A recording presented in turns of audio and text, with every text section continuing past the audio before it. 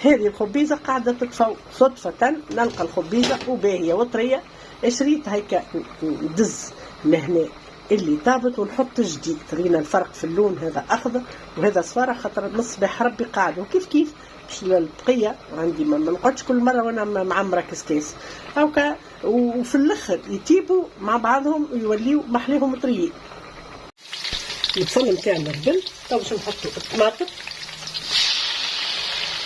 ونحط لها الطماطم المعجونة اللي شايحة في الشمس. هذه طماطمنا اللي شايحة في الشمس،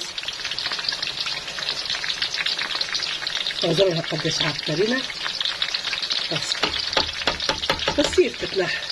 فوالا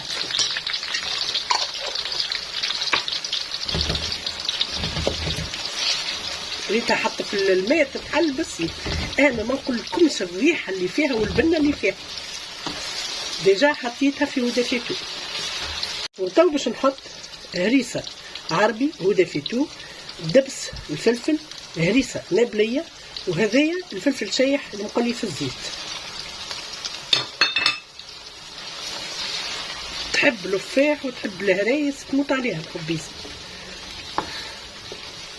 رحيت لها تو شوية ثوم، غرفتين كبار. علاش؟ باش نزيدها اليازول اللي يتحط للخبيزة.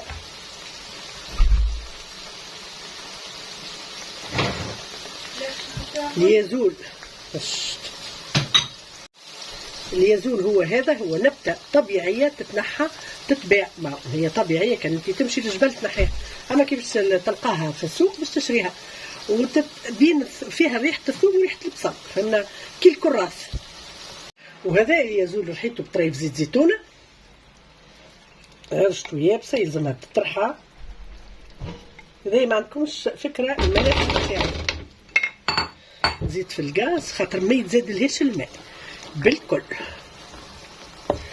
هي تقلاه منها فيها نص صوص تخطوط. نزيدها طرف زيت زيتونة،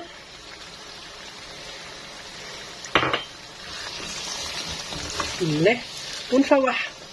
نحطولها الفاح نتاعها، طرف فلفل زينة وتابل وكروية وفلفل ونعناع.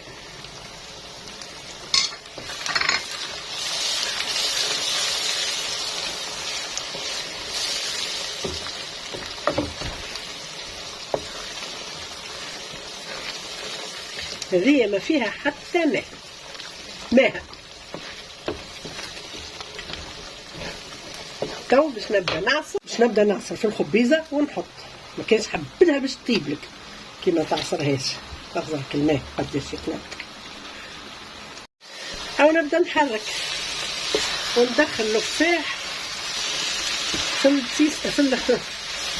ونبدا نحرك وندخل الفاح في الخبيزه كيما هكا.